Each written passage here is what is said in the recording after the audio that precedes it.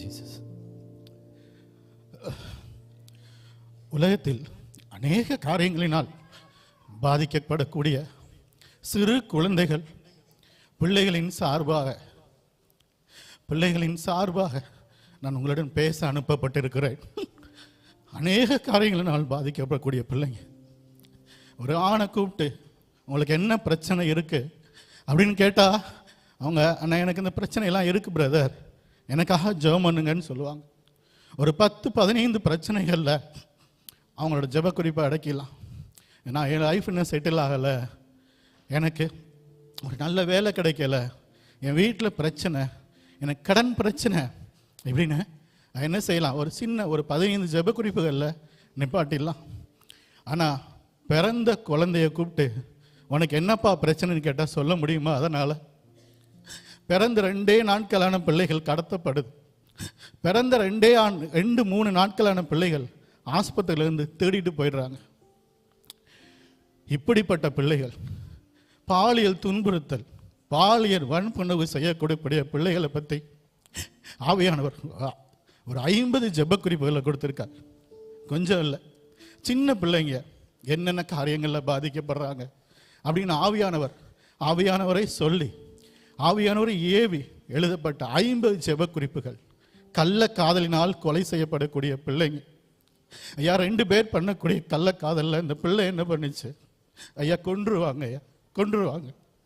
இப்படிப்பட்ட கள்ள காதலில் இருக்கக்கூடிய கள்ள காதலினால கொலை பண்ணக்கூடிய பிள்ளைகள், தற்கொலையின் ஆவிகளை தூண்டக்கூடிய பிள்ளைகள். நீ செத்துப்போ, நீ செத்துப்போ, நீ செத்துப்போ, வீட்டை விட்டு எங்கேயாவது வெளியே ஓடி போயிடு அப்படின்னு சொல்லக்கூடிய பிள்ளைகளை ஐயா என் தேவன் நினைக்கிறார், என் ஆவியானவர் நினைக்கிறார். அவங்களுக்காக ஜெபிக்க சொல்லி ஏவுறதுக்காக இந்த இடங்களில் நான் வந்து நிற்கிறேன். இந்த ஜெப குறிப்பில் இருக்கக்கூடிய ஒரு 4-5 காரியங்களை மாத்திரம் நான் சொல்லிட்டு ஜெபிக்க போகிறோம்.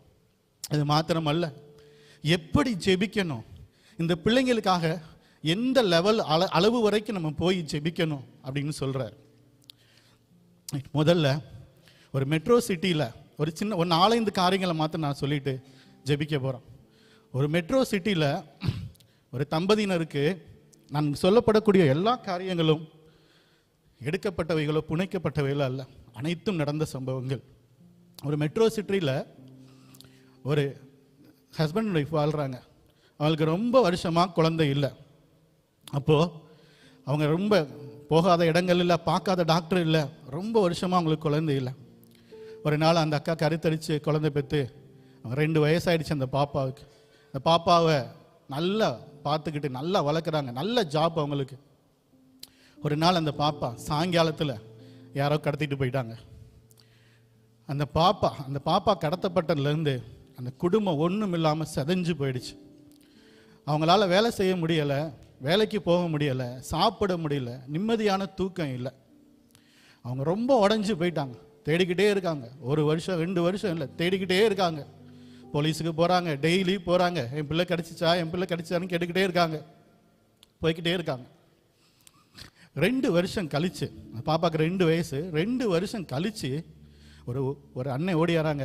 பிரதர், உங்கள் பாப்பா மாதிரியே ஒரு பாப்பாவை நான் பார்த்தேன் பிரதர், அதுதான் நானும் வந்து செக் பண்ணி பாருங்க பிரதர்ன்னு சொன்ன உடனே ரொம்ப சந்தோஷத்தில் போலீஸ்காரங்களை கூட்டிகிட்டு அந்த இடத்துக்கு போகலான்னு போகிறாங்க. அப்போ அந்த பிரதர் சொல்கிறாரு, அண்ணே மனசை தேத்திட்டு வாங்கினேன், நான் அந்த பிள்ளைய பார்த்த காட்சிகள் ரொம்ப கொடூரமானது, தயவு செஞ்சு மனசை தேத்திட்டு வாங்கன்னு சொல்கிறாங்க. சரி என்ன வேணாலும் பரவாயில்ல, என் பிள்ளை கிடைச்சா போதும் அப்படின்னு சொல்லி அவங்க ஓடுறாங்க. ஓடும்போது இங்கே போய் பார்க்குறாங்க, ஒரு இடத்துல அந்த 2 கண்களையும் ஆசிட்டை ஊற்றி அந்த பிள்ளைய பிச்சை எடுக்க வச்சுருக்கான் ஊற்று. அப்போது என்ன ஆகுது அப்படின்னா, அந்த பிள்ளைகிட்ட போய் போலீஸ் கேட்குறாங்க, பாப்பா நீ யார் பாப்பா, ஏன் பாப்பா இங்கே உட்காந்துருக்க அப்படின்னு கேட்கும்போது, எங்கள் அப்பா 5 மணிக்கு வருவார், நான் ஏன் இந்த காரியத்தை சொல்லுகிறேன்னு கேளுங்க, ஏன் பிள்ளைங்களால பேச முடியலை, ஏன் பிள்ளைங்க தாக்கப்படுறாங்க அப்படின்ற நான் சொல்கிறேன். என்னன்னாக்க அந்த போலீஸ்கார போய் விசாரிக்கிறாரு, உங்களுக்கு என்னப்பா பிரச்சனை, நீ யார் பாப்பா, உங்கள் அப்பா யாருன்னு சொல்லி கேட்குறாரு. இந்த பக்கத்தில் இருக்குது பாருங்கள் இந்த பெல்லு, இது கரெக்டாக 5 மணிக்கு அடிக்கும், எங்கள் அப்பா வந்து என்னை கூட்டிகிட்டு போவார் அப்படின்னு சொல்லிட்டு அந்த பாப்பா பிச்சை எடுத்துக்கிட்டு இருக்கு. இவங்க எல்லாரும் ஓரமாக நின்று காத்திருக்காங்க, இந்த பாப்பா யார் வரான்னு சொல்லி. கரெக்டாக 5 மணி ஆகுது, அந்த பிள்ளையை கடத்தினவங்க வரேன். வந்து எல்லா காசையும் எடுத்துட்டு அந்த பிள்ளையை தூக்குறான். அந்த பிள்ளை என்ன செய்ய தெரியுமா? அவனை அப்பான்னு கட்டி பிடிச்சிக்கிறது. எப்படி கட்டி பிடிக்குது? 2 வயசு பிள்ளைங்க, சின்ன குழந்தைங்க கடத்தப்பட்டு விவரம் தெரிஞ்சதுக்கப்புறம் அது யார் கண்ட்ரோலில் வளருதோ அவங்க தான் அவங்க அப்பா அம்மான்னு அதை நம்ப ஆரம்பிச்சிடும். அவங்க என்ன சூழலை திருட பயன்படுத்தினா அந்த பிள்ளை திருடுத்தான் போகும். விபச்சாரத்துக்கு பயன்படுத்தப்பட்ட அந்த விபச்சாரத்துக்கு தான் அந்த பிள்ளைய போகும். அடுத்ததாக இன்னொரு காரியம் சொல்ல வரேன். இந்த சம்பவம் இப்போ லைவ்ல இந்த கேஸ் ஓடிக்கிட்டு இருக்கு. 2 சகோதரிகள் என்ன செய்வாங்க அப்படின்னா, பிள்ளைங்களை, சின்ன பிள்ளைகளை திருடுவாங்க. எப்படி பிள்ளைங்க அப்படின்னா, 10 மாத குழந்தை, 1 வயசு குழந்தை, 2 வயசு குழந்தை, அந்த பிள்ளைக்கு பேச்சு வரதுக்கு முன்னாடியே என்ன செய்வாங்கன்னா கடத்துவாங்க. கடத்திட்டு திருடுறதுக்கு போவாங்க. கூட்டமான இடங்கள், திருவிழாக்கள் இருக்க இடங்கள்ல திருடுறதுக்கு போவாங்க. திருடுறதுக்கு போயிட்டு இவங்க என்ன செய்வாங்க அப்படின்னா, ஒருவேளை மாட்டிக்கிட்டா என்ன செய்வாங்க அப்படின்னா, அந்த பிள்ளையை டம்முன்னு கீழே போட்டுருவாங்க. கீழே போட்டு ஏதாவது ஒரு ரத்த காயத்தை அதுக்கு ஏற்படுத்துவாங்க. அந்த பிள்ளை அழுகும், விரிட்டு அழுகும். உடனே என்ன செய்வாங்க, சுற்றி இருக்க நம்மளாம் என்ன செய்வோம், முதல்ல பிள்ளைய பாருப்பா, பிள்ளைய பாரு, போப்பா, அந்த தப்பு பண்ணாதுன்னு சொல்லுவோம்ல. அந்த அனுதாபத்தில் இவங்க தப்பிச்சுக்கிட்டே இருக்காங்க. இந்த பிள்ளை நான் ஸ்டாப்பாக அழுதுகிட்டே இருக்கும். அப்போ என்ன செய்வாங்க தெரியுமா? ஆள் இல்லாத இடத்துல போய் இந்த பிள்ளைய தலையில் இரும்பு கம்பியால் அடித்து அந்த பிள்ளை அங்கனக்குள்ளே கொண்டு தூக்கி போட்டுருவாங்க. அந்த பிள்ளையோட மூச்சை அடக்கி அந்த பிள்ளைகளை கொன்றுவாங்க. மொத்தம் 40 பிள்ளைங்களை கொண்டிருக்காங்க. 14 பிள்ளைங்களை தான் கேஸ் மேலே பதிவு பண்ணப்பட்டிருக்கு. இப்படி எத்தனை பிள்ளைங்க கடத்த போகிறாங்க. பிள்ளைகளால் சொல்ல முடியாது, நான் இந்த நிலைமையில் இருக்கேன், எங்கள் அப்பா யார், எங்கள் அம்மா யார், நான் எங்கே பிறந்தேன், யாருமே பிள்ளைங்களால் சொல்ல முடியாது. ஆனால் ஆவியானவரை பார்த்துக்கிட்டே இருக்கார். ஆவியானவரை பார்த்துக்கிட்டே இருக்கார். இன்னொரு காரியத்தை சொல்ல விரும்புகிறேன். இந்த பாலியல் துன்புறுத்தல் பண்ணுறாங்கல்ல, அவங்களையெல்லாம் கூப்பிட்டு உங்களுக்கு எப்படி அந்த எண்ணங்கள் வருது அப்படின்னு சொல்லி கேட்குறாங்க போலீஸ்காரங்க. அவங்க என்ன சொல்கிறாங்கன்னா, சின்ன பிள்ளைங்களை பார்க்கும்போது எங்கள்கிட்ட ஒரு இச்சையின் ஆவி வருமா, எங்களுக்கு இது சின்ன பிள்ளைங்களை மட்டும்தான் பிடிக்கும். இது ஒரு இச்சையின் ஆவி, பூமி எங்கும் இருக்கக்கூடிய இச்சையின் ஆவி. இந்தியாவில் மட்டும் அல்ல, பூமி எங்கும் இந்த இச்சையின் ஆவி இருக்கு. 15 பேரால் 2 பிள்ளைங்க, ஒரு பிள்ளையோட வயசு 7, ஒரு பாப்பாவோட வயசு 9. 1 இல்லை 2 இல்லை, 2 மாதம் இல்லை, 2 வருஷம் தொடர்ந்து பாலியல் வன்புணர்வு. ஐயா, இந்த பிள்ளைங்க அப்பா அம்மா கண்ட்ரோலில் வளரலை, பாட்டியோட கண்ட்ரோலில் வளர்கிறாங்க. 2 வருஷமாக அந்த பாலியல் வன்புணர்வு பண்ணது யார் தெரியுமா? மாமா, சித்தப்பா, அண்ணன். தொடர்ந்து அந்த பிள்ளைங்களால் வெளியே சொல்ல முடியல, யாராலையும் கண்டுபிடிக்க முடியல. அந்த பிள்ளைங்க அடிக்கடி சுகமில்லாமல் போகுது. அந்த பாட்டியால் கண்டுபிடிக்க முடியல. அவங்க அம்மாவை கூப்பிட்றான், எவா உன் பிள்ளைங்க அடிக்கடி சுகமில்லாமல் போகுது அப்படின்னு சொன்ன உடனே சரி அப்படின்னு சொல்லிட்டு அவங்க அம்மா கூட்டிகிட்டு போகிறாங்க. அவங்க அம்மா கூட்டிகிட்டு போனதுக்கப்புறமும் சுகம் இல்லாமல் பிள்ளைங்க போகுது. கடைசியில் அந்த ஸ்கூலில் படிக்க டீச்சர்ஸ் கண்டுபிடிக்கிறாங்க, ஏன் இந்த பிள்ளைங்க அடிக்கடி சுகமில்லாமல் போகுதுன்னு செக்கப் கூட்டிகிட்டு போகிறாங்க. டாக்டர் சொல்கிறாங்க, இந்த பிள்ளைங்க தொடர்ந்து பாலியல் வன்புணர்வு செய்யப்பட்டிருக்கு. இந்த சம்பவங்கள் நடந்துக்கிட்டு இருக்கும்போது அந்த 2வது பாப்பா இறந்து போயிடுச்சு, சுகம் இல்லாமல் இறந்து போயிடுச்சு. இப்படிப்பட்ட வேதனையான காரியங்கள் நடந்துக்கிட்டு இருக்கு இந்த உலகத்தில். ஒரு ஆய்வு சொல்லுது, 8 வயசுல இருந்து பிள்ளைங்களை விபச்சாரத்துக்கு அடிமைப்படுத்துவாங்க. 8 வயசுல பகுதி நேரமாக பயன்படுத்துவாங்களாம். 13 வயசுல முழு நேர விபச்சாரத்துக்கு தள்ளுவாங்களாம். விபச்சாரிங்க மத்தியில் இருக்கக்கூடிய குழந்தைங்களை எடுத்து ஒரு கேம்பில் என்ன செஞ்சுருக்காங்க, ஒரு கேம்ப் நடத்துகிறாங்க. இப்போ விபச்சாரிகளுக்கு பிறந்த பிள்ளைங்களை எடுத்து அவங்க என்ன செய்கிறாங்க, இந்த பிள்ளைங்களை பாதுகாத்துக்கிறதுக்கு, அவங்களுக்கு நல்லதை சொல்லி கொடுக்கறதுக்கு ஒரு சின்ன ஒரு ஹோம் மாதிரி வச்சு நடத்துகிறாங்க. அப்போ ஆரம்பித்து இது போய்கிட்டு இருக்கும்போது ஒரு பாப்பா மட்டும் நைட்டு 9 மணிக்கு நான் ஸ்டாப்பாக அழுதுகிட்டே இருக்கும். 9 மணிக்கு கரெக்டாக நைட்டு 9 மணியான அந்த பாப்பா அழுக ஆரம்பிச்சிடும். இவங்க என்னென்னமோ சொல்கிறாங்க, உனக்கு என்ன பாப்பா வேணும், உனக்கு உடம்பு என்னமோ செய்தா அப்படின்னாங்க. அந்த பாப்பா எதுவுமே சொல்லாது, ஏன்னா அதுக்கு சொல்ல தெரியலை, அழுதுகிட்டே இருக்கும். ஒரு 12 மணி நைட்டு 1 மணி ஆனதுன்னா அந்த அழுகையில் அப்படியே சாப்பிடாமையே தூங்கிடும். இப்படி ஒரு வாரமாக அந்த பாப்பா பண்ணிக்கிட்டே இருக்கு. இவங்களும் எவ்வளோ ட்ரை பண்ணுறாங்க இந்த காரியத்தை எப்படி கண்டுபிடிக்கணும்னு சொல்லிட்டு, ஆனால் அவங்களால கண்டுபிடிக்க முடியலை. அப்போது இந்த இந்த பிள்ளையோட தாயிட்ட போகிறாங்க. பிள்ளையோட தாயிட்ட போய் இது என்ன, ஏன் அவங்க பாப்பா கரெக்டாக 9 மணிக்கு அழுக ஆரம்பிக்கணும் போது அந்த தாய் சொல்கிறாங்க, பெத்த தகப்பன் என்ன செய்வானா, போதை மாத்திரையை கொடுத்துட்டு யார் யார் வராங்களோ அவங்களெல்லாம் பாலியல் வன்புணர்வு பயிர் சொல்லுவானா. அந்த பிள்ளைக்கு அந்த 9 மணியான அந்த போதை கேட்குது. அதுக்கு சொல்ல தெரியாது. அந்த போதைக்கு அடிமையாக்கப்பட்டு பிள்ளைங்க விபச்சாரத்தில் தள்ளப்படுறாங்க. அம்மா, அக்கா, அண்ணே, இன்னைக்கும் இந்த சம்பவம் நடந்துகிட்டு இருக்கு. இது நம்ம கண்களுக்கு வேணா தெரியாம இருக்கலாம், ஆனா இன்னைக்கும் இது நடந்துகிட்டே இருக்கு. அடுத்ததாக அண்ணே ஒவ்வொரு ஜெப குறிப்பா சொன்னாங்க. இந்த நோய்வாய்ப்படுற பிள்ளைகளை குறித்து நான் ஒரு விஷயம் சொல்றேன். ஒரு ஆவியான ஒரு காரியத்தை வெளிப்படுத்தினார். ஒரு வீட்டில் ஒரு பாப்பா நோய்வாய்ப்பட்டா என்ன ஆகும் தெரியுமா? முதல்ல அந்த குடும்ப சமாதானத்தை இழக்கும். அந்த குடும்பத்தில் தூக்கம் போயிடும், சமாதானம் போயிடும். ஒரு பாப்பாவுக்கு அண்ணன் சொல்கிறாங்க, ஜஸ்டில் கட்டி இருக்கு. நீங்கள் யோசித்து பாருங்க, நம்ம தூங்குவோமா? அந்த குடும்பம் தூங்குமா? தூங்கவே முடியாது. ரெண்டாவது, அந்த குடும்பம் கடனில் தள்ளப்படும்.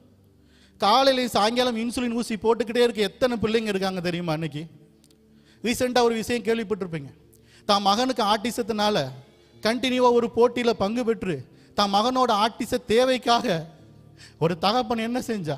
போட்டியில் பங்கு பெற்று என் மகனுக்கு ஆட்டிசத்தில் நோயை குணமாக்கும். கடனில் தள்ளப்படுவாங்க. பிசாசு என்ன செய்வான் தெரியுமா? அந்த குடும்பத்தில் இருக்க மொத்த சமாதானத்தையும் கெடுத்துருவான். முழங்கால் போட முடியாது, ஜெபிக்க முடியாது, ஜெபிக்க ஆள் இல்லை, யாரும் இல்லை. அடுத்ததாக ஒரு குறிப்பு, ஊழியர்கள் மத்தியில் இருக்கக்கூடிய பிள்ளைங்களுக்காக நான் வரேன். ஒரு சம்பவத்தை நான் இதுக்குள்ள சொல்கிறேன் உங்களுக்கு. ஒரு ஊழியர் வடநாட்டில் ஊழியம் பண்ணிக்கிட்டு இருக்கார். அவர் ஊழியம் பண்ணிக்கிட்டு, அவரே ரொம்ப கஷ்டமான சூழலில் ஊழியம் பண்ணிக்கிட்டு இருக்கார். ஒரு 3 நாள் மீட்டிங்கை முடிச்சுட்டு அவர் ட்ரெயினில் இங்கேருந்து வந்துக்கிட்டு இருக்கார். அப்போது ஒரு ஸ்டேஷனில் 10 நிமிஷம் ட்ரெயின் கிராசிங்காக நிற்கும். அவருக்கு நல்லா தெரியும், ஏன்னா அந்த ரூட்டில் தான் அவர் போயிட்டு வந்துக்கிட்டு இருக்கார். ஒரு 10 நிமிஷம் நிற்கும். அப்போது இவர் 10 நிமிஷம் நிற்கும் போது வெளியே பார்க்குறாரு, ஒரு பெஞ்சில் ஒரு அண்ணன் உட்காந்துருக்காங்க. இவர் நல்லா உத்து பார்க்குறாரு, யார் அப்படின்னு சொன்ன உடனே இவரை மாதிரியே முழு நேரம் ஊழியத்துக்கு ஒப்பு கொடுத்து குடும்பத்தோட வடமாநிலத்துக்கு போனவங்க. ஆனால் அவருக்கு ஒய்ஃப் ரீசெண்டாக இறந்துட்டாங்க அப்படின்னு இவருக்கு நல்லா தெரியும். அவரை பார்த்துக்கிட்டே இருக்கும்போது ஆவியானவர் ஏவுறாரு, உன் கையில் இருக்க மொத்த காசையும் கொண்டு போய் அந்த ஊழியக்காரங்க கையில் கொடுத்துருன்னு சொல்கிறார். இவர் எதுவுமே கேட்கல. உடனே என்ன செய்கிறாரு? மொத்த காசையும் கொண்டு போய், தம்பி என்னப்பா, என்ன பிரதர் இங்கே உட்காந்துருக்கீங்க அப்படின்னு கேட்கும்போது, அண்ணே ஒன்றும் இல்லைண்ணே, இந்தங்க இது ஆவியானவர் உங்கள்கிட்ட கொடுக்க சொல்கிறாரு அப்படின்னு சொன்னோன்னே அந்த அண்ணன் தேம்பி அழுக ஆரம்பிச்சாங்களாம். என்னப்பா ஏன் இப்படி அழுகிறாருன்னு கேட்கலாங்களா? அண்ணே என் மனைவி இறந்துட்டா, நானும் என் பிள்ளைங்களும் சாப்பிட்டு 2 நாள் ஆச்சுண்ணே. என் வீட்டு வாடகை கொடுத்த 6 மாதம் ஆச்சு. எனக்கு தற்கொலை பண்ணிக்கிறதுக்கும் என்னோட இயேசுவான ஒரு இடம் கொடுக்கல. யார்கிட்டையாவது போய் கெஞ்சுறதுக்கும் உதவி கேட்கறதுக்கும் எனக்கு மனசு வரலனே. விடிய காலையில் பிள்ளைகளை வீட்டில் தூங்க போட்டுட்டு நான் அந்த வீட்டை விட்டு நான் ஓடி வந்துட்டேனே. 2 பிள்ளைங்களும் வீட்டில் தூங்கிக்கிட்டு இருக்கு. 2 பிள்ளைங்களுக்கு வயசு என்ன தெரியுமா? ஒரு பிள்ளைக்கு வயசு 6, ஒரு பிள்ளைக்கு வயசு 7. நான் ஓடி ஆன்ட்டேனே.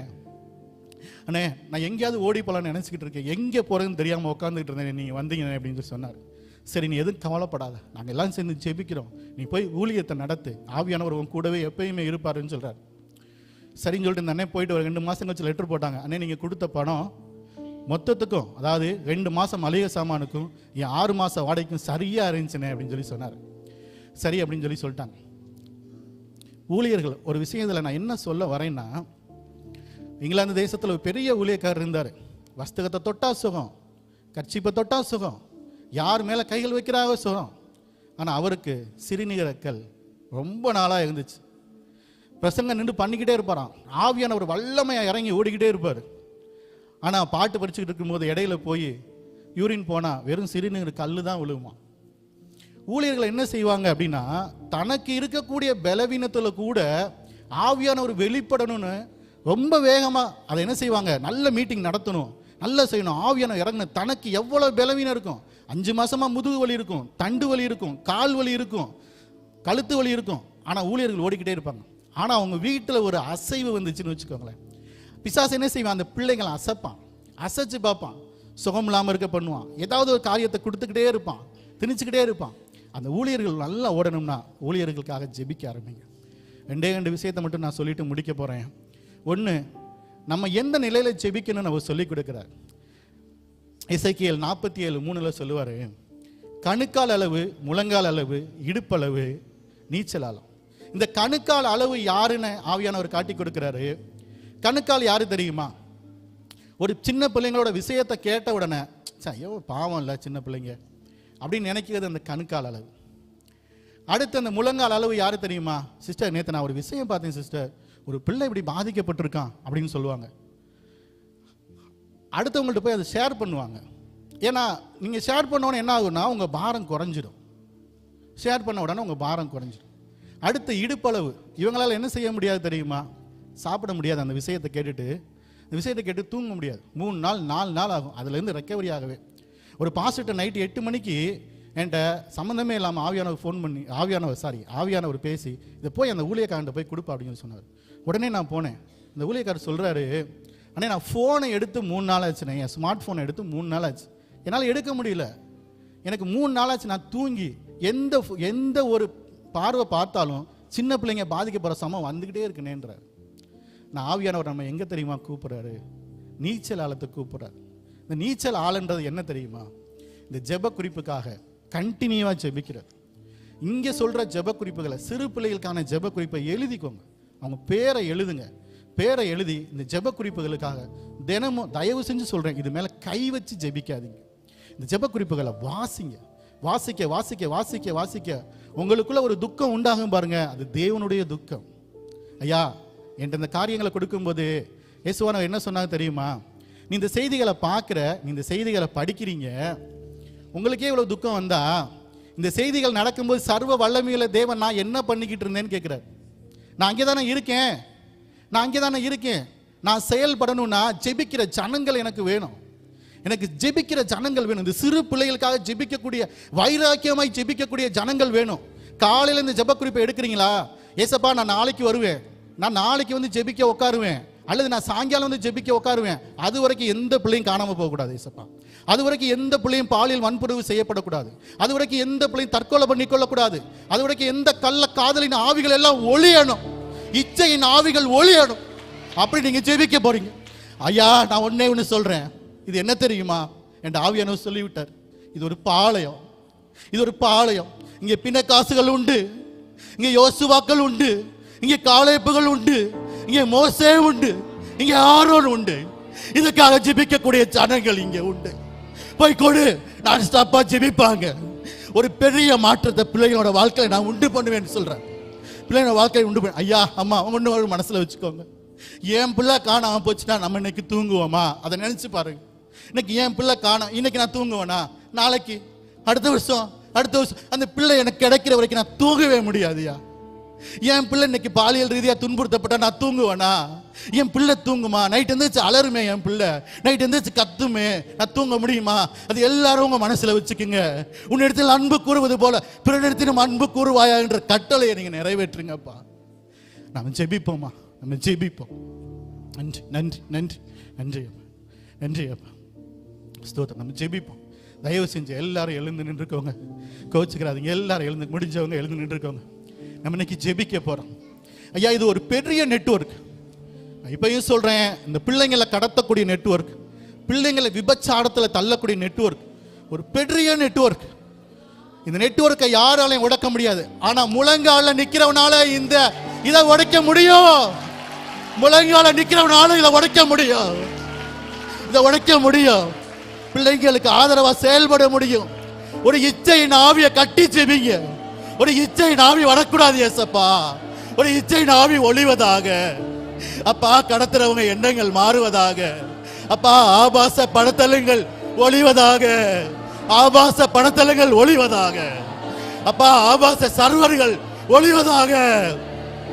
ஆபாச சர்வர்கள் ஒளியணும். ரெக்கவரி பண்ண முடியாத லெவலுக்கு ஓடணும். ஆபாச சர்வர்கள் ஒளியணும். அப்பா உதவி செய்யுங்க. இந்த பிள்ளைங்க உங்களோட பிள்ளைங்க. நாங்க படுற துக்கம் உங்களோட துக்கம் ராஜா, அது உங்களோட துக்கம். அப்பா அந்த பிள்ளைங்களை காப்பாத்துங்க. ஏசையா உதவி செய்யுங்க. நோய் வாய்ப்பட்ட பிள்ளைகளை குணமாக்குங்க. இப்போ இயேசுவானவர் சொல்றாரு, யாரு உங்களோட வீட்டுல உங்க பிள்ளைய பக்கத்துல வச்சுக்கிட்டு ஏசப்பா என் பிள்ளைக்கு சோகம் கொடுக்க சொல்றீங்களோ, தலித்தாகுமி எழுந்துடு, சிறு பெண்ணே உன் நோயிலிருந்து எழுந்துட சொல்றாரு. சுகமாக்குங்க, பெற்றுக்கொள்ளுங்க. உங்க பிள்ளைங்க தலையில கை வைங்க. உங்க பிள்ளைய கை வச்சு ஜெபம் பண்ணுங்க. அப்பா என் பிள்ளைய சுகமாக்குங்க, ஜெபம் பண்ணுங்க. என் பிள்ளைக்கு சுகர் போகட்டும், என் பிள்ளைக்கு இதய நோய் போகட்டும். ஜெபிங்க ஜெபிங்க ஜெபிங்க. நன்றி நன்றி. ஜெபிங்க, ஜெபிச்சுக்கிட்டே இருங்க. தொடர்ந்து ஜெபம் பண்ணிக்கிட்டே இருங்க. பிள்ளைகளுக்கு